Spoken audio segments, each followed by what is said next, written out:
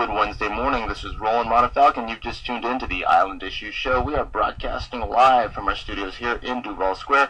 It is a gorgeous Wednesday morning and just a glorious day.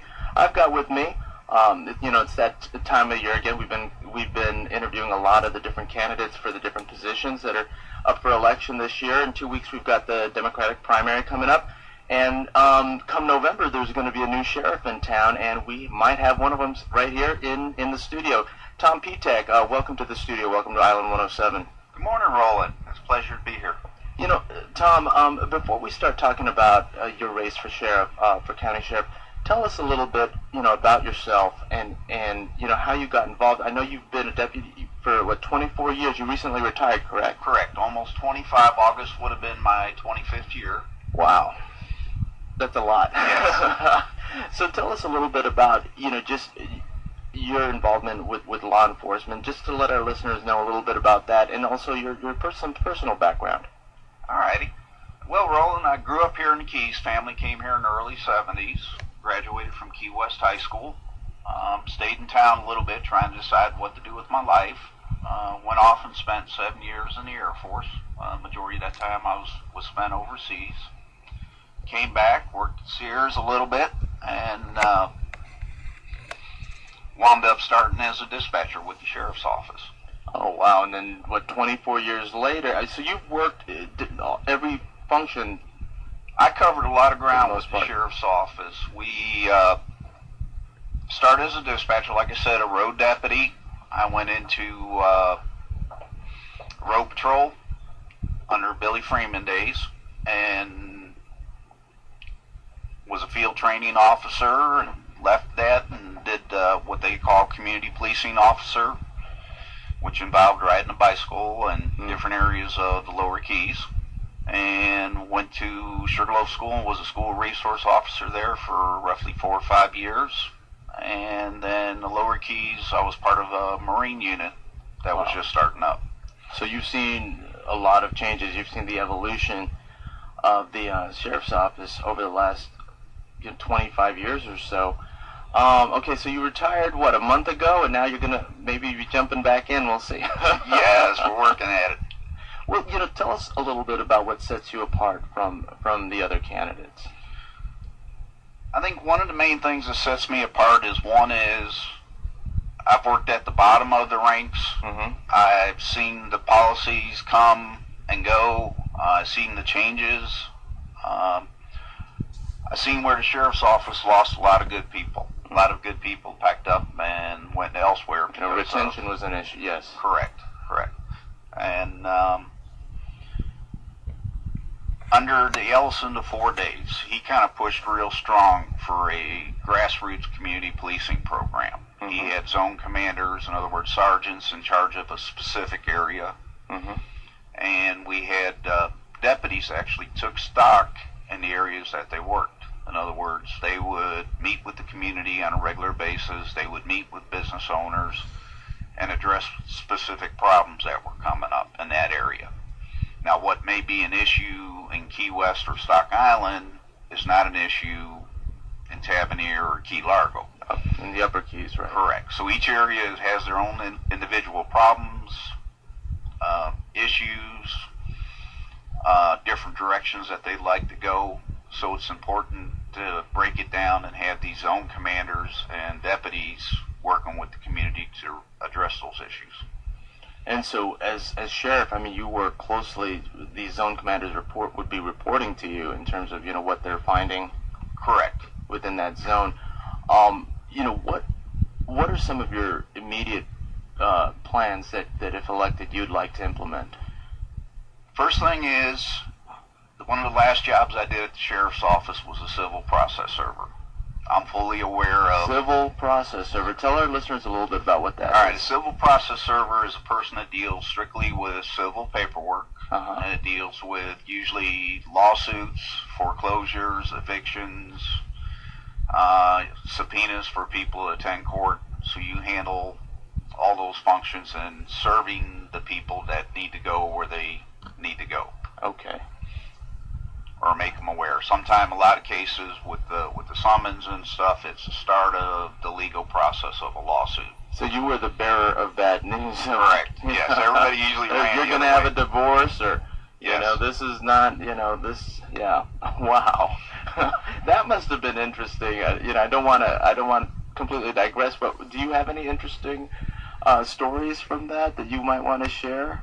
Some of those divorces, the receiving party of that were extremely happy. Some of it was complete shock. Oh, wow. The job is very taxing because in some cases you're seizing people's vehicles, you're seizing businesses that they put their, blood, sweat, and tears into. Wow. The foreclosures were tough. I was seeing many people that I've known for a number of years and showing up on their doorstep and telling them that we're taking your house. Which wasn't pleasant, and it's kind of tough. So I know where the economy's at. I know what we should be doing with the budget, and where we should be going from there. And so, and talking about the budget, you've actually, correct me if I'm wrong at any time, I know that you've taken some unpopular stances in terms of, lowering the salaries, or at least, limiting them for upper management, because there's been this big disparity between upper management and your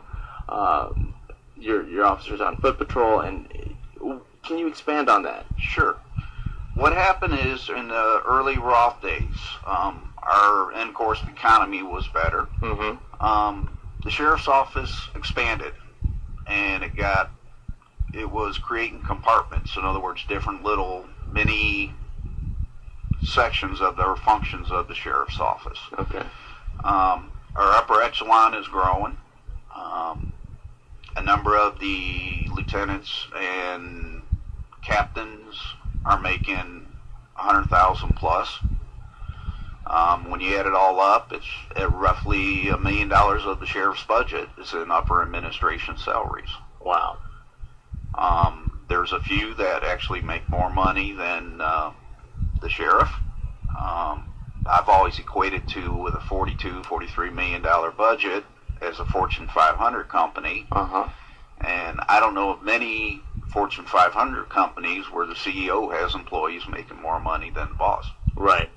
So you advocate a more, fiscal responsibility in a business sense. Correct. Like running more like a business. Correct. And that's been kind of unpopular, I imagine, with some of upper management. Well, what I've been seeing at the forums is a large portion of the upper management has been supporting another candidate. Oh, okay. Well, and it is an open field, especially without, with the incumbent. There's no incumbent.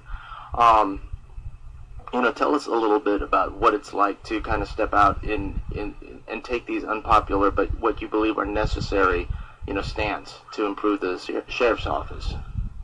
Part of this, Roland, is the way I look at it. It's I'm not a politician. This is the first time I ever ran for elected office. For the most part, it's been extremely rewarding. It's been very positive. I've enjoyed meeting with the community. But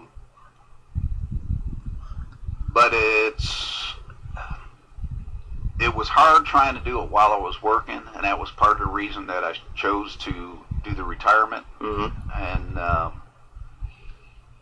it takes a lot for somebody to step forward and basically come under the microscope. Right. Your whole life becomes your family, and everybody else comes under a huge microscope, and kind of like being in a fishbowl where mm-hmm. you're putting yourself out for the world to see. So it's a whole new experience, and I'm glad I did it. It's a lot of work. There's a lot involved. I do a lot of my hands-on running things. Yeah, face-to-face, day-to-day activities, and it gets busy. Wow. Well, and you mentioned, because you're, if I'm correct, father of 3? Correct. Okay. How's your wife holding up on the campaign trail? Wife is doing good. Shout out to her right now. Good morning, Wendy. Anyhow, family's been extremely supportive. Great. A few weeks back, I walked the entire Keys. I went from Key Largo to Key West. We went into businesses. I had one son that was with me every day except one. I had the second son who was kind of staying home and cooking dinner for us that night when we come rolling in late at night. My wife was there, and my daughter, who just graduated from FIU, dipped down a couple days and walked with us, and she has since this past weekend moved home to help out with the election. So the family's been extremely supportive and helpful in my campaign bid. That's awesome. You know, you're talking about, and you know, a few weeks ago, having walking the whole, you know, the county. Tell us a little bit about, you know, I know that you're very big on, a very big advocate of community policing, and having, you know, doing this face to face, actually physically walking the keys, and meeting with the people, meeting with the residents, the business owners. Tell us a little bit about how that ties in to community policing and what you envision if you're elected. Okay, I'm going to go in and give you a little bit of a definition of what community policing is. Okay. First off, community policing is a philosophy. It's almost, and I'm not trying to be blasphemous to any religion, it's like a religion. You just don't start out today and say, all right, we're doing community policing. There's training involved. You set a focus on what you're going to do, what you're looking for, and it's a partnership with the community. It's not the sheriff's office coming in and telling the community, this is what we're going to do for you. It's the law enforcement side sitting down, meeting with the community, discussing what issues are out there, and then picking the best avenues and attacking the issues. If I'm elected sheriff, I can tell my people that I walked the entire keys. I met every business owner that I could, or knocked on every business door, through the keys, walking. You know, you got 4 tires, you should be able to drive to the businesses in your area and introduce yourself. And one of the things would be, is like right here at the studio, you know, the officer working this area should come into the studio, introduce himself, give you a business card, and tell you, hey, I'm Tom Peteck, I work this area, I work daytime, I work nighttime. Do you know of any issues that are going on within Duval Square? Can you tell me about them? Anybody that's hanging around that shouldn't be hanging around, or if you have any problems, here's my cell number on the business card, please don't hesitate to call me. And you actually take stock in the area that you're working. A real personal approach. It's a personal approach, correct. I believe sheriff's officers and administration should be approachable. I think the community should feel comfortable. Part of the benefit of community policing is that you know your officers on a first name basis, so you're less hesitant to come forward and to discuss problems with you. I've been in the phone book for the last 25 years. You know, most officers kind of cringe at, I want to keep my home number, and my phone rings all the time. It still rings, and kind of steer and direct people, with the proper resources that they need to address their problems. And do you think that that's one of the bigger issues here, is that folks are afraid of law enforcement, or they don't feel that connection? They're unable to really talk about, or enlighten you in terms of what's really going on their block. Not necessarily, we talked about zones and how each zone has its own different nuance and issues. But like you were just saying, like, for example, we have our own issues here on this block. Correct. Versus, a few blocks down. Correct.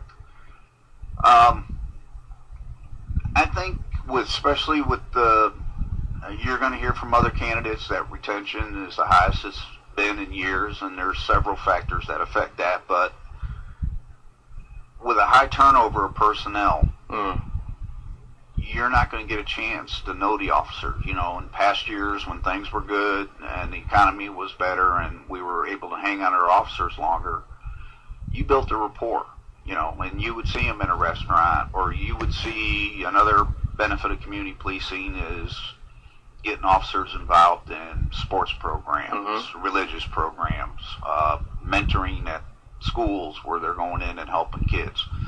And I think it's important, because one of the benefits that we need from community policing as a sheriff's office is to look for future employees.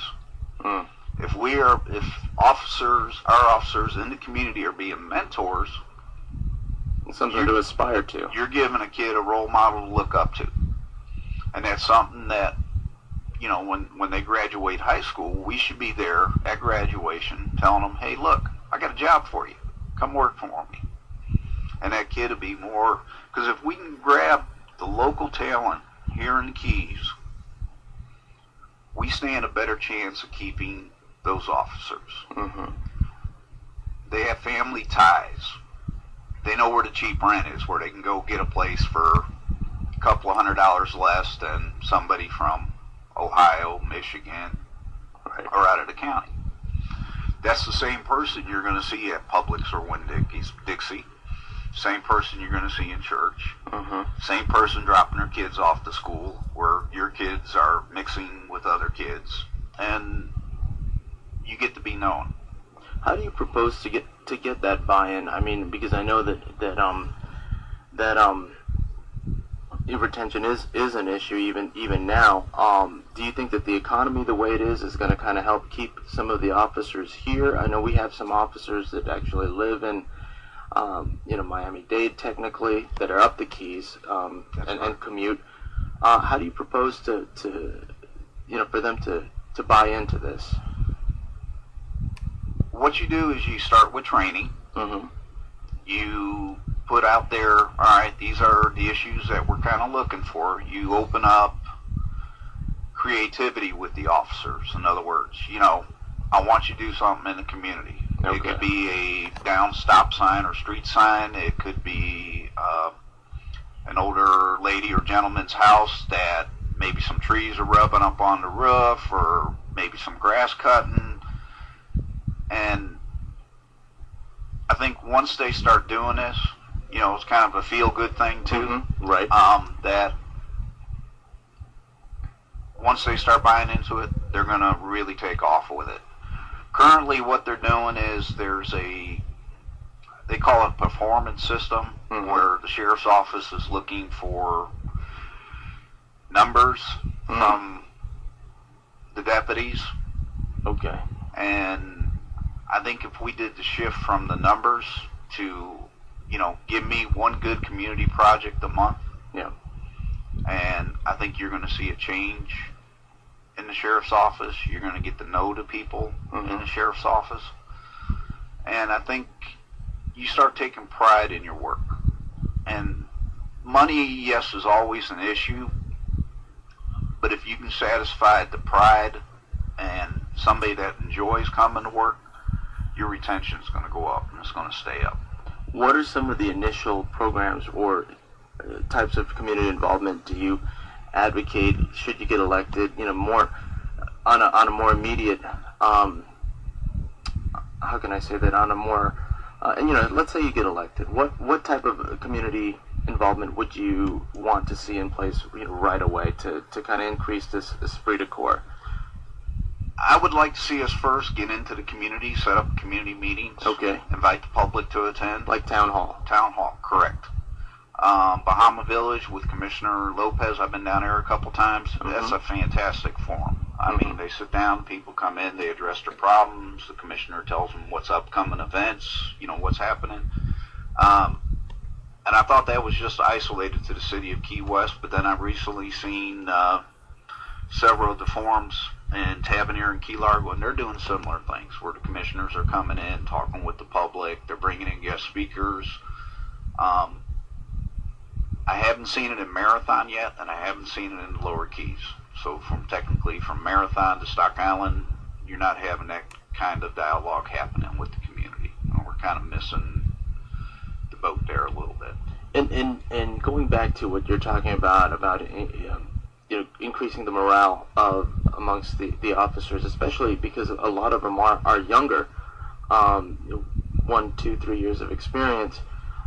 Is that the type of feedback that you've been getting from them, that they feel as if though there's a lot of how can I say, more of a numbers type of there's a stress on numbers versus community involvement versus.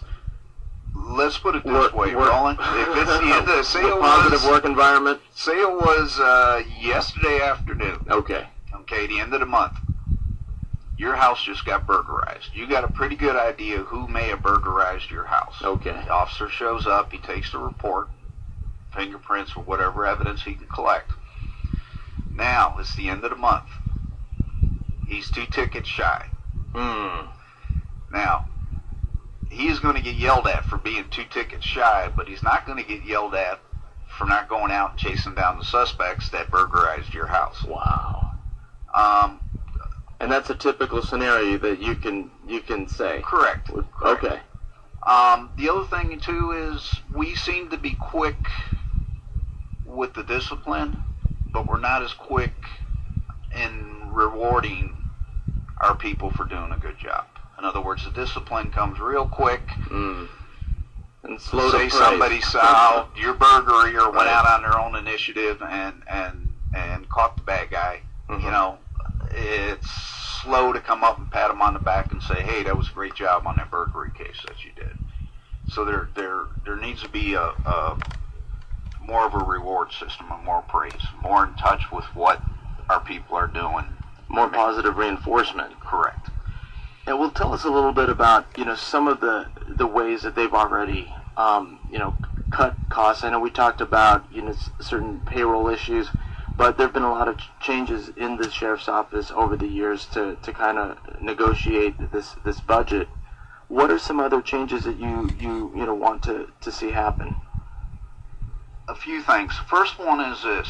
We currently have roughly 35 sworn officers with a lot of experience that are sitting behind desk. Okay. I'd like to take that experience because we have a young road patrol crew, bring that experience on the street and have them share some of that knowledge. It's when I talked about how we've grown big and gotten very compartments, some of those compartments we need to do away with. In other words, not the people. Okay. I think that's important. Yes, not the people, the office. In other words, I'd like to take detectives and assign them each per shift so that when there is a major crime, you have a detective that shows up at your front door or at your business and they're working the case right now. They're not waiting 8 hours, 12 hours, 24 hours, a weekend, sometimes 48 hours. They're there starting the case right now and addressing, collecting evidence and whatever information they can in the hopes of solving it. Wow. And so tell us a little bit about, you know, how this works, because you're a Democrat, you're running as a Democrat. There are 2 candidates. Correct. You're one of them. We've got the primary coming up in 2 weeks, so all our listeners out there that are Democrats, you know, go out. You're hoping they vote for you. Tell us a little bit about how that works. As far as we've been doing several forums, okay, I would strongly urge voters to attend the forums. Go to your website if they miss. If there's some that they're looking at me, you need to go to my website. I'm on Facebook. And what's the website? Peteck for Sheriff. Peteck #4 sheriff.com. Correct. Okay. And you can catch up. You can do a little homework on me and see if I'm the best person that you feel for the job. And so, in contrast, we've talked about some of the contrasts with, leveraging your experience, your 24 years at the sheriff's office, and also being a big advocate for community policing, being a lot of your biggest differentiating factor from your opponent, from the others running as Republicans. What do you foresee in the future of the sheriff's office? I mean, what direction are we going if you don't become elected? If where are we heading towards? Because number one, we talked about morale not being exactly where it should be, actually far from where it should be. It should be brought up. Number two, we talked about some of the budget issues and how it sounds to me like you're saying that it's a little bit top heavy, and you'd like to make some changes there. So you're saying that if not elected, depending on the candidate that gets in, if the endorsed candidate from the sheriff was to get in, you're going to see basically more of the same. He was trained by Roth. He was pushed through the ranks by Roth. He has knowledge, I'll give him that, but his knowledge is limited to the beliefs or the insights or the foresights of Roth and the foresights of Perriam. And he doesn't have, I don't think, the ability to think outside the box. I think you're going to see basically more of the same. So you're advocating a fresh approach. Can you tell our listeners a little bit about how community policing has been successful in other communities? Community policing has been fantastic in communities. It helps reduces crime. Like I said, it's going to lead to pride in our workforce. It's going to make you proud of the people that work in your area. It's going to lead to retention, better morale. One of the programs that I started when I was first in community policing was it was a joint venture. We wanted to have a kids fishing tournament, and I think currently we're in our 13th year with it. It's an opportunity for a kid and their parents to spend some family time together, to come out for 4 hours out on a no-name bridge. We've had as little as 75 people. We've had as much as 300 people out on the bridge. You come in, you register. In the early days, you had to bring a pole. Last several years, we were able to purchase fishing poles. So you come to the event, you sign in, it's free. You get a free fishing pole. All the bait is provided. Wow. Pizza is donated. Pepsi comes out with their wagon and provides sodas.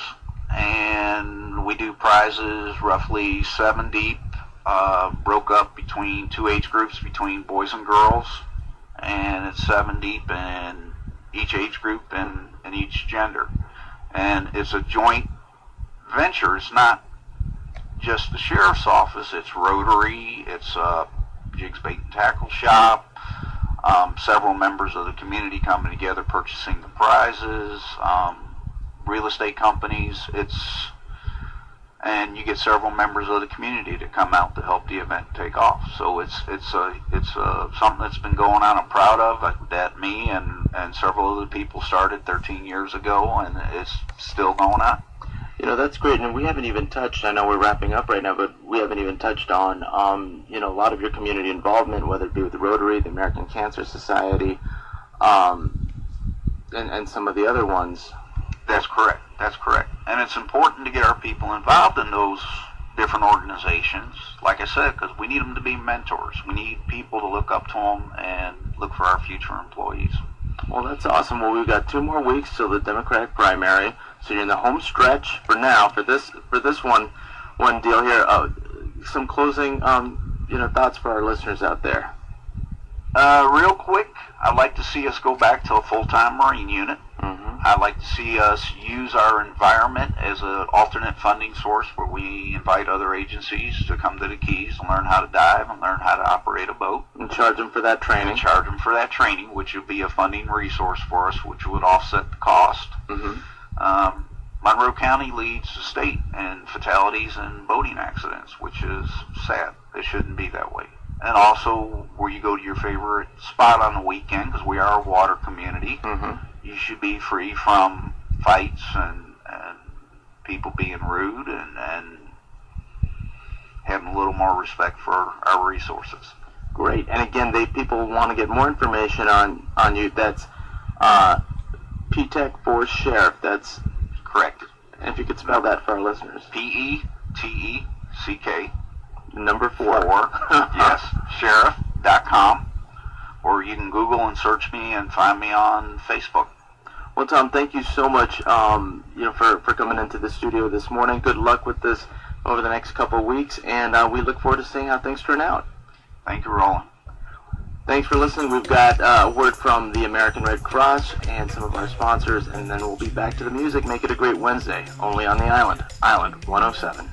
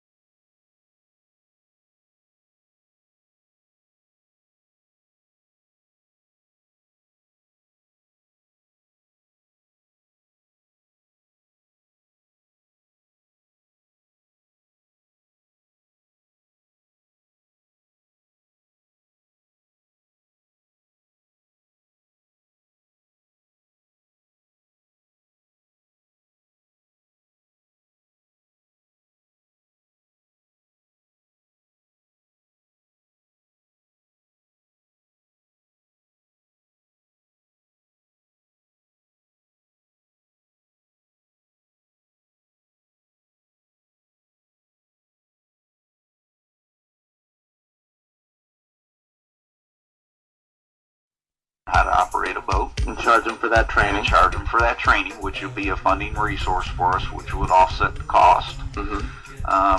Monroe County leads the state in fatalities and boating accidents, which is sad. It shouldn't be that way. And also, where you go to your favorite spot on the weekend, because we are a water community, you should be free from fights and people being rude and having a little more respect for our resources. Great. And again, people want to get more information on you. That's Peteck for Sheriff. That's correct. And if you could spell that for our listeners. Peteck. Number 4. Yes. Sheriff.com. Or you can Google and search me and find me on Facebook. Well, Tom, thank you so much for coming into the studio this morning. Good luck with this over the next couple of weeks, and we look forward to seeing how things turn out. Thank you, Roland. Thanks for listening. We've got a word from the American Red Cross and some of our sponsors, and then we'll be back to the music. Make it a great Wednesday, only on the Island. Island 107.